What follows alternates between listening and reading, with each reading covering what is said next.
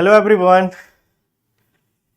Good morning सभी को। कैसे हो आप लोग? आई होप कि आप लोग अच्छे होंगे और मस्त होंगे। स्वागत है आप सभी का एक नया चैप्टर में, एक नया सब्जेक्ट के साथ।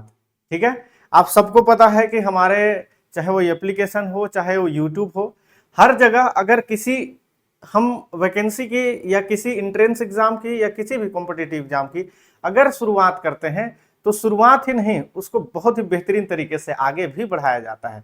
आइए हम इसी बातों को लेकर आगे की ओर बढ़ते हैं।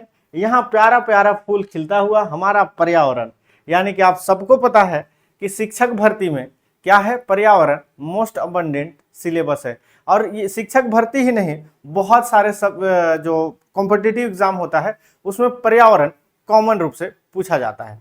ठीक है, चलिए ध्यान दीजिएगा, यहाँ पे दिखाई दे रहा होगा। अब हम स्टार्ट करने जा रहे हैं। क्या स्टार्ट करने वाले हैं? Good morning. क्या स्टार्ट करने वाले हैं? पर्यावरण। मस्त यहाँ खिलता हुआ प्यारा सा दो गोलू मोलू है और इधर हमारा इन्वायरमेंट पेड़ जो है उग रहा है। ठीक है, तो ध्यान दीजिएगा, एकदम बेहतरीन तरीके से सारा चीज प्रॉपर रूप से, चूंकि क्लास 1 है, अगर आप क्लास 1 से फॉलो करते हैं तो यकीनन आपका प्रिपरेशन बहुत तगड़ा होने वाला है। ठीक है जी, तो इस प्रकार हम पूरी तरह से पर्यावरण को जानने वाले हैं, कैसे क्या होता है और किस प्रकार हमारा पर्यावरण और बच्चे कैसे सीखते हैं, है ना, बच्चों पे समझ क्या विकसित होती है पर्यावरण को लेकर के, ये चीजें हम जानने वाले हैं। ठीक है, तो जल्दी से बता दीजिए, क्या आप तैयार हैं? यस या नो? यस, ईवीएस ना, गुड। चलो ध्यान देना, यहाँ पे पहला जो हमारा सिलेबस के आधार पर जो पहला जो है, स्वयं के पर्यावरण को समझना। मतलब हम कर सकते हैं, मतलब स्वयं पर्यावरण को कैसे सीख सकते हैं, क्या है पर्यावरण। तो आप सबको मैं बताना चाहूंगा कि यहां जो सबसे पहले देखेंगे कि भाई पर्यावरण को स्वयं कैसे समझे, है ना, अंडरस्टैंडिंग ऑन इन्वायरमेंट। क्लियर? तो देखेंगे, एकदम आपको बता दूं कि एकदम सिलेबस के आधार पर एकदम तरीके से, है ना, अपडेट वर्जन के साथ आपको सारा चीज क्लासेस कराया जाएगा। प्रॉपर रूप से आप सभी क्लासेस को ज्वाइन कर लीजिए और एकदम तबाही मचा दीजिए। तो पर्यावरण की सबसे पहले देखेंगे, क्या देखने वाले हैं? कॉन्सेप्ट देखने वाले हैं। क्या देखने वाले हैं? कॉन्सेप्ट देखने वाले हैं। क्या होता है पर्यावरण का कॉन्सेप्ट? चलिए शुरुआत किया जाए। तो पर्यावरण शब्द आप सबको पता है कि दो शब्दों से बना हुआ है, परिधन आवरण। क्या बना है? परिधन आवरण, अर्थात पर्यावरण। भाई इसका अगर हम विच्छेद करें तो कुछ इस प्रकार निकल कर आता है, परिधन। अब चूंकि ये परिधन आवरण तो हमने देखा, लेकिन क्या परि का अर्थ क्या होता है? तो चारों ओर। क्या? चारों ओर। और आवरण का मतलब है घेरा, चारों ओर घेरा। मतलब जितने भी हमारे चारों ओर है पेड़ पौधे, जितने भी जीव जंतु, सभी चीज इस इन्वायरमेंट के अंतर्गत आते हैं। ध्यान से सुनना। यस, तो पर्यावरण किसे कहते हैं? ये सब चीजें तो हम लोग नर्सरी में ही पढ़ चुके हैं, लेकिन हम एकदम बेसिक से स्टार्ट किए हैं, है ना। तो आप अगर साथ दें तो बहुत मजा आने वाला है। तो परिधन आवरण, पर्यावरण, चारों ओर घेरा, इसका अर्थ हो जाएगा। ठीक है, आइए आगे के देखेंगे कि अर्थात हमारे चारों ओर जो भी आवरण या घेरा हमें घेरे हुए हैं, मतलब जितने भी एटमॉस्फेयर में दिखाई दे रहा है, ठीक है, वही पर्यावरण है, जैविक हो या अजैविक। अब जैविक अजैविक से क्या मतलब है? Biotic abiotic. यस जी हाँ, चाहे वो जैविक हो चाहे अजैविक हो, चाहे वो सजीव हो या निर्जीव हो, जो आसपास हमारे घेरे हुए हैं। तो आपसे जब भी मैं पूछूं पर्यावरण किसे कहते हैं, तो क्या आप बता पाएंगे? जी हाँ, आप जरूर बता पाएंगे, मुझे पता है। चाहे बायोटिक अबायोटिक के बीच होने वाली निरंतर अंतःक्रिया या इंटरेक्शन ही पर्यावरण का आधार बनती है। अब यहाँ पे आप थोड़ा सा ध्यान दीजिएगा कि हमने डेफिनेशन देखा कि हमारे आसपास के जितने भी बायोटिक हो, एबायोटिक हो, जितने भी आपस में क्या करते हैं? इंटरेक्ट करते हैं। ठीक है, चूंकि क्या होता है बायोटिक एबायोटिक, सब कुछ बताऊंगा, आपको चिंता करने की जरूरत नहीं है। क्लियर? चलो ध्यान देना, अब यहाँ पे अगर हम बात करेंगे पर्यावरण की सबसे पहले परिभाषा, यहीं से आपका सफर शुरू होता है, एक एक डेफिनेशन के साथ, एक एक चीज के साथ। कैसे? तो यहाँ पे देखेंगे पर्यावरण की परिभाषा कि जो है गिसबर्ड, सबसे पहला वैज्ञानिक का नाम आता है यहाँ पे, कौन आता है? और याद रहे, अगर आप क्लास 1 से हमारे साथ जुड़े हुए हैं और नोट्स भी बनाते हैं तो यकीन मानिए आपका सारा सिलेबस एकदम ऐसे खत्म हो जाएगा कि आपको समझ भी नहीं आएगा, बेहतर मतलब समझ भी आ जाएगा और बेहतरीन तरीके से आप तैयार भी कर पाओगे। लेकिन नोट्स बनाना स्टार्ट कर देना आज से ही। जैसे मैं नाम बताया गिसबर्ड के बारे में, तो पहला साइंटिस्ट एंट्री हुआ है पर्यावरण का डेफिनेशन। क्या करोगे जल्दी से बताओ, नोट करोगे ना? गुड। तो पर्यावरण के अनुसार यहाँ पे पर्यावरण वह सब कुछ है जो किसी वस्तु को चारों ओर से घेरे हुए और उस पर प्रत्यक्ष प्रभाव डालता है, उसे कहते हैं पर्यावरण। कौन है वो साइंटिस्ट, किसने कहा, इस बात को ध्यान रखिएगा। क्योंकि पर्यावरण ऐसे आपको तो पढ़ने ही है कि कितने पॉल्यूशन होता है, क्या होता है, या क्या क्या इफेक्ट है, लेकिन पर्यावरण को पहले समझना है। ठीक है जी। तो यहाँ पे हो गया। अब फिर एक नया साइंटिस्ट सेकेंड आता है ना, एना स्टेसी, जिसका नाम है। इसके अनुसार कहता है कि पर्यावरण वह हर तत्व है या एलिमेंट है जो व्यक्ति के जीन, यानी कि जीन जानते हो ना, जेनेटिक मटेरियल के अलावा उसके विकास को भी प्रभावित करता है। बात यही नहीं रुक रही है, अभी और आगे जाएगी। तो ये दो साइंटिस्ट ने पर्यावरण की क्या किया, परिभाषा दिया। शॉर्ट नोट एकदम जो है आप लोग तैयार करना शुरू कर देना आज से ही, करोगे ना? यस। तो शॉर्ट नोट्स रेडी होना चाहिए सबका। अगर आप एकदम तरीके से सभी पीडीएफ देख रहे हो, कितना प्रभावित तरीके से आपके लिए तैयार किया गया है, ताकि आप बहुत अच्छे से सीख पाओ। अब बात होती है कि स्वयं का पर्यावरण क्या है। क्योंकि हम लोग का इसका टॉपिक है स्वयं को, पर्यावरण को समझना। तो आखिर स्वयं का पर्यावरण क्या है भाई साहब? तो एक बालक या व्यक्ति के संदर्भ में स्वयं का पर्यावरण केवल पेड़ पौधों और नदी पहाड़ों तक सीमित नहीं होता। तो क्या होता है? क्या हम पेड़ पौधा बोल दिए यहीं तक सीमित है? क्या नदी झरना तालाब बोल दिए यहीं तक सिर्फ सीमित है? नहीं। आइए, इसमें वह सब कुछ शामिल है जिससे बालक दैनिक जीवन में अंतःक्रिया करता है। इसे हम मुख्य रूप से 3 कैटेगरी में समझ सकते हैं। एकदम बेसिक से बताऊंगा, सच बता रहा हूं। अगर आप एकदम जीरो हो गए ना कोई भी विषय में, तो आप यहाँ हीरो बनने के लिए तैयार हो जाओ, है ना? तो यहाँ पे हम क्या, जिससे बालक दैनिक जीवन, यानी कि जितने भी हम अपने डेली लाइफ में प्रयोग करते हैं वो सारा चीज पर्यावरण के अंतर्गत शामिल किया गया है। इसे 3 कैटेगरी में हम समझ सकते हैं। आइए, पहला कैटेगरी क्या है समझते हैं। ठीक है। तो पहला जो कैटेगरी यहाँ पे बोला जा रहा है वो क्या बोला जा रहा है? भौतिक या प्राकृतिक पर्यावरण, मतलब फिजिकल और नेचुरल इन्वायरमेंट। अब ये नेचुरल इन्वायरमेंट क्या है, आइए देखते हैं। तो भाई साहब, यह प्रकृति द्वारा निर्मित पर्यावरण है। अच्छा जी, यह क्या है? प्रकृति द्वारा निर्मित है क्या जी? जो बालक के जीवन को प्रत्यक्ष रूप से प्रभावित करता है। समझ में आ गया क्या करता है? प्रत्यक्ष रूप से यहाँ पे प्रभावित करता है। फिर देखते हैं इसमें क्या क्या चीजें हम देख सकते हैं। मृदा या मिट्टी, जल स्रोत, जैसे स्थानीय क्षेत्र की मिट्टी और कृषि। अच्छा, मिट्टी आपने बनाए हो क्या? नहीं ना। वो क्या है? टोटली क्या है? नेचुरल रूप से है, प्राकृतिक रूप से है कि नहीं? मिट्टी जो खेती करते हो, क्या आप उसको निर्माण किए हो, कहाँ से लाए हो? नहीं ना। वो क्या है? टोटली क्या है? नेचुरली रूप से है। यस जी हाँ। फिर बात करेंगे जल का जो स्रोत है, आसपास के तालाब, नदियां, कुएं, जल इत्यादि। चलो तालाब को आप एंड भी कर देते हो कि चलो तालाब तो आप एक मेड़ बना दिए, आपका तैयार हो गया। ठीक है। हेलो, अस्सलाम वालेकुम। क्लास ले रहा था, थोड़ी देर में लगाऊं? ठीक है। हाँ।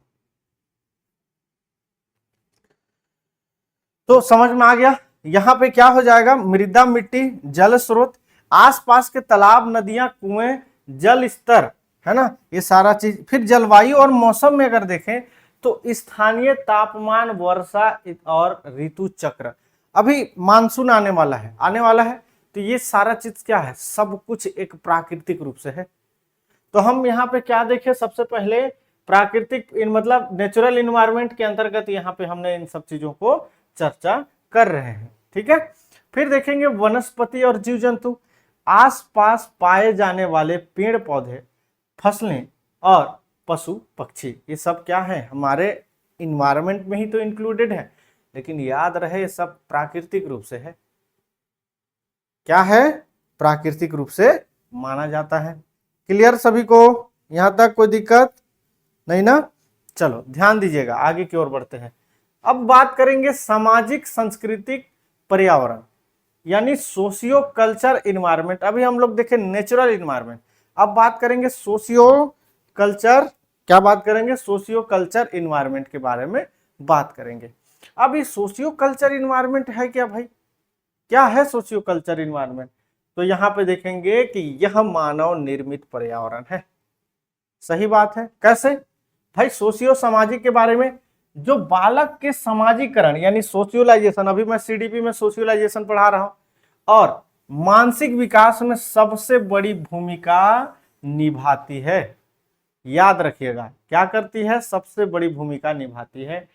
जैसे कि यहाँ पे परिवार, पड़ोस और मित्र। परिवार क्या है, प्राइमरी है ना, याद रखिएगा, क्योंकि आप ये सब कहाँ पढ़ रहे हो, आप सीडीपी में पढ़ रहे हो, ठीक है। परिवार बालक के पर्यावरण की पहली इकाई, जहां वह भाषा या संस्कार और व्यवहार सीखता है। ये आपका पहली चीजें यहाँ पे शामिल किया गया, प्राइमरी। फिर पड़ोस और मित्र, तो खेल खेल में सामाजिक नियमों को सीखना। याद रखें, आप पर्यावरण को ऐसे नहीं पढ़ रहे, पर्यावरण को स्वयं समझ रहे हो पहले, क्योंकि पर्यावरण पेडागोजी कहना चाहिए, एक प्रकार से आप पढ़ रहे हो, ठीक है। तो यहाँ पे क्या बोला जा रहा है, पड़ोस और मित्र। आपको पता है कि खेल खेल में सामाजिक नियमों को सीखते हैं, हम दोस्ती यारी में भी सीखते हैं, है ना, कि कैसे होता है, समाज क्या होती है ना, दोस्ती के चक्कर में बहुत कुछ सीख जाते हैं। फिर देखेंगे विद्यालय भाई साहब, ये भी आपका देखेंगे तो औपचारिक शिक्षा। भाई अनौपचारिक तो आपका परिवार हो गया, आपके मम्मी पापा हो गए, है ना, इनडायरेक्ट एजुकेशन देते हैं ना जी। अब डायरेक्ट एजुकेशन कौन देता है, तो एजुकेशन आपका विद्यालय हो गए। औपचारिक शिक्षा अनुशासन और सामूहिक अंतःक्रिया का ध्यान रखना कि जितने भी चीजें हैं एकदम बहुत इंपॉर्टेंट है। यहीं से मैं प्रश्न कूट वाले या यहीं से एमसीक्यू पैटर्न तैयार करूंगा, फिर आप नहीं दे पाओगे आंसर तो आपको ही दिक्कत जाएगी, ठीक है। आइए आगे की ओर देखते हैं। यहां तक आई होप कि आप सबको समझ में आ गया होगा। सांस्कृतिक परंपराएं, ये भी सेकेंड सोशियोलाइज जो है सामाजिक पर्यावरण के अंतर्गत ही देख रहे हैं। स्थानीय त्योहार जैसे छत्तीसगढ़ में हरेली, आय है, पोहला, तीजा, लोक कलाएं, खान पान और पहनावा, ये सब हमारे सांस्कृतिक पर्यावरण, ये भी हमारे सामाजिक धरोहर है कि नहीं जी। ये सब हम समाज में ही तो फॉलो करते हैं ना। कहाँ करते हैं, जल्दी से बताइए, समाज में करते हैं कि नहीं करते हैं, करते हैं ना, गुड। अब हम बात करेंगे, यहाँ पे ये सामाजिक हो गया। अब तीसरा जो कैटेगरी हम चर्चा करने वाले हैं वो है मनोवैज्ञानिक पर्यावरण। ध्यान रखो, अभी तीनों में पूछूंगा, पहला कौन सा, दूसरा कौन सा, तीसरा कौन सा, समझ में आया? पहला कौन सा हो जाएगा, यस, तो आपका हो जाएगा पहला नेचुरल, फिर दूसरा सोशियो, और तीसरा जो हम बात करने वाले हैं फिजियोलॉजिकल। क्या बात करने वाले हैं, फिजियोलॉजिकल। ये तीनों बहुत इंपॉर्टेंट है आपके लिए, है ना। आइए आगे देखते हैं। यह बालक के भीतर का और उसके तुरंत आसपास का संवेगात्मक यानी कि इमोशनल माहौल है। किसके अंतर्गत, सॉरी फिजियो बोला था क्या, साइकोलॉजिकल, सॉरी बच्चों, मनोवैज्ञानिक पर्यावरण। मतलब तीसरा कौन सा हो जाएगा, मनोवैज्ञानिक पर्यावरण हो जाएगा।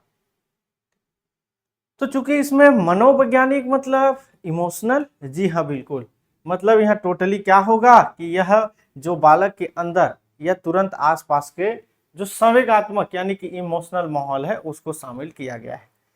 घर में माता पिता के संबंध में, विद्यालय में शिक्षक का व्यवहार, यस, और बालक का आत्म अवधारणा, सेल्फ कॉन्सेप्ट इसके अंतर्गत आते हैं।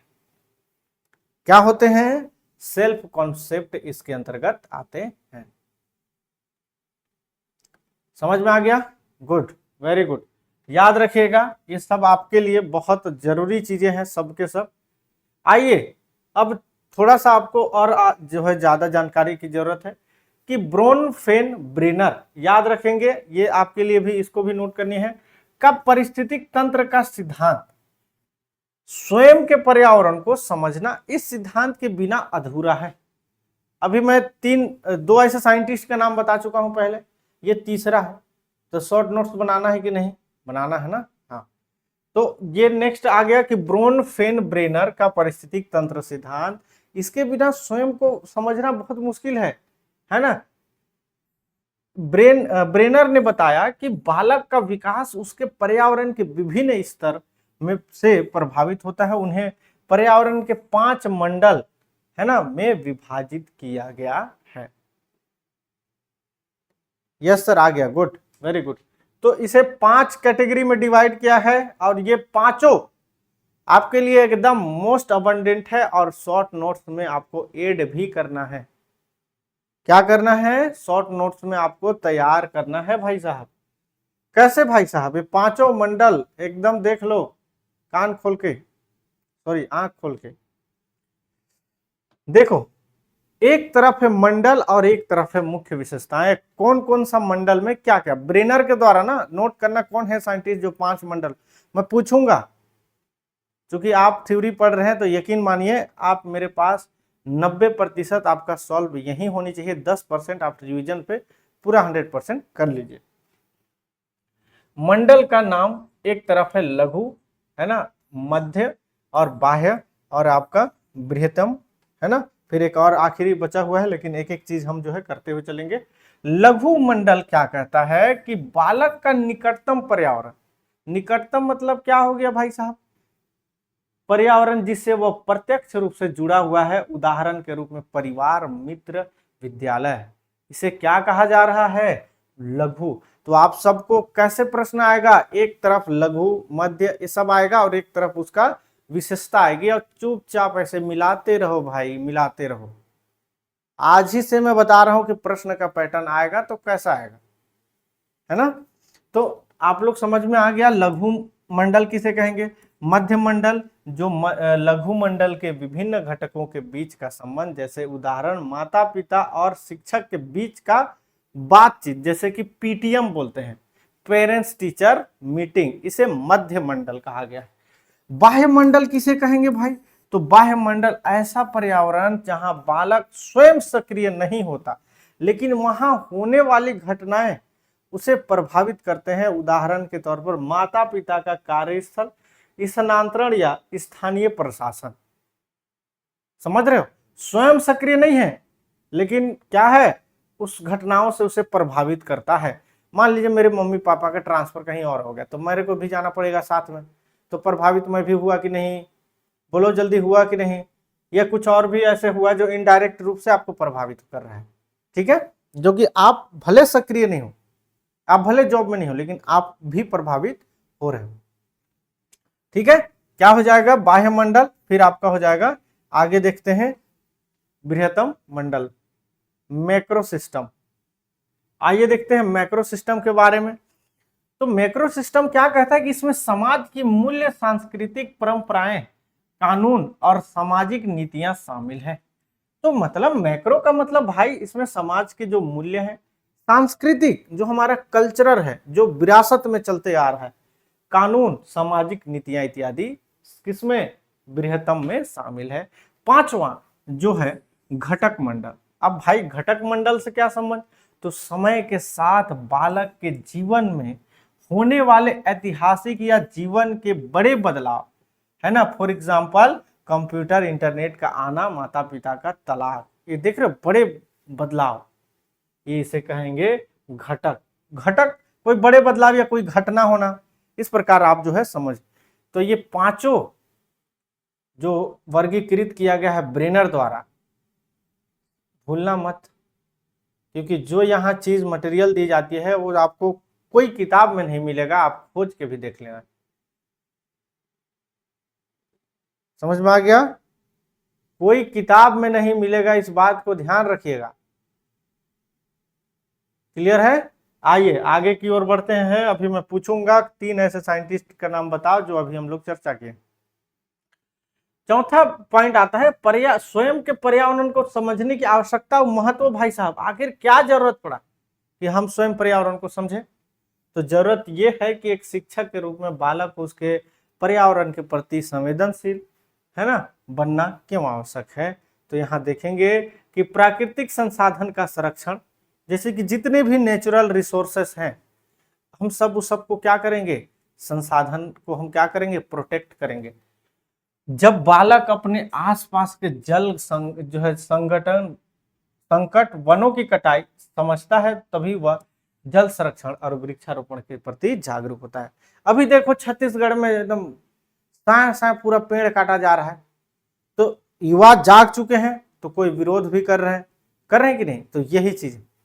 फिर देखो स्थानीय ज्ञान का जुड़ाव, जैसे एनसीईआरटी और राष्ट्रीय यानी एनसीएफ के अनुसार शिक्षा को बच्चों के घरेलू और स्थानीय, हम आपको पढ़ा चुके हैं, एनसीईआरटी पढ़ा चुके हैं, एनसीएफ पढ़ा चुके हैं, इसके आधार पर बच्चों के घरेलू स्थानीय पर्यावरण से जोड़ा जाना चाहिए।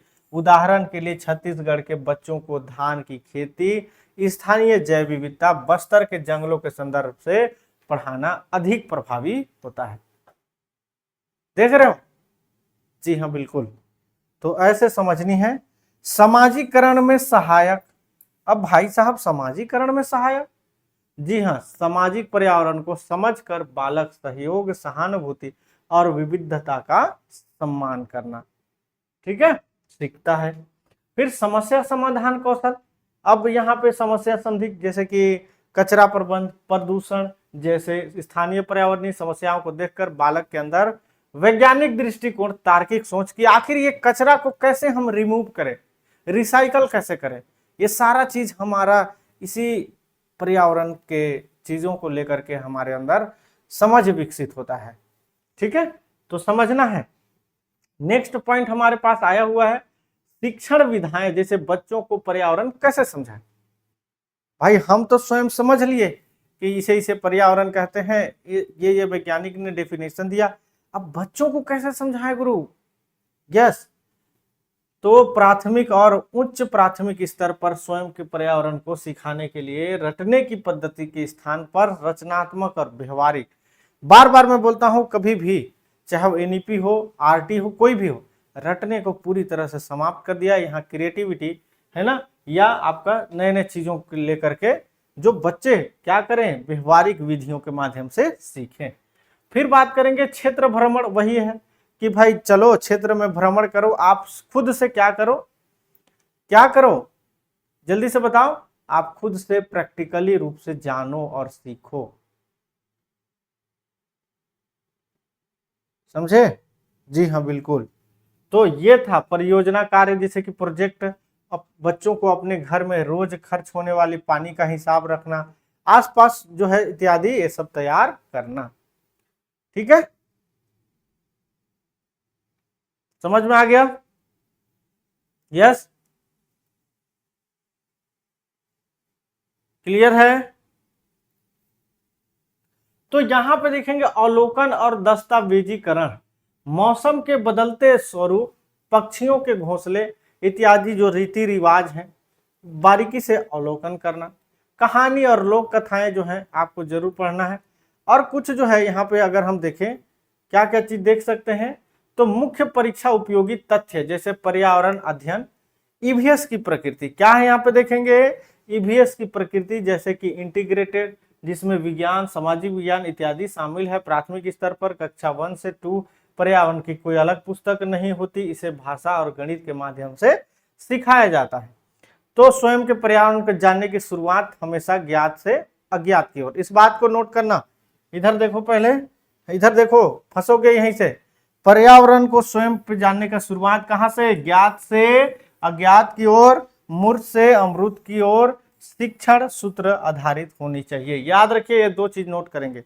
तो आज का क्लासेस का नोट क्या करनी है, आपको साइंटिस्ट का नाम नोट करनी है और उसका जो वर्गीकरण है उसको समझना है। जो जो चीजें अगर आप लोगों को नोट करने बोला जाता है, अगर आप चुपचाप नोट करते हैं तो यकीनन आपका हर चीज बहुत अच्छे से तैयार होते हुए नजर आएगा। ठीक है, तो आप लोग समझ गए ना क्या होता है। आज का टॉपिक हमारा क्या था, तो आज का टॉपिक हमारा पर्यावरण को स्वयं को समझना। ये देखो बहुत ही प्यारा सा आप सबके लिए पीडीएफ रेडी करके आपको दिया जाएगा। So thank you so much. मिलते हैं अगली क्लासेस में। आप सब इसी तरह पढ़ते रहिए और प्रॉपर रूप से क्लासेस को ज्वाइन करिए। जुलाई से आपका टेस्ट सीरीज स्टार्ट होने वाला है शिक्षक भर्ती के लिए। जय हिंद सभी को। ठीक है, थैंक यू बच्चों, थैंक यू सो मच। पढ़ते रहिए, कोई भी दिक्कत हो मेरे से आप संपर्क कर सकते हैं। क्लियर है? यस। Thank you everyone.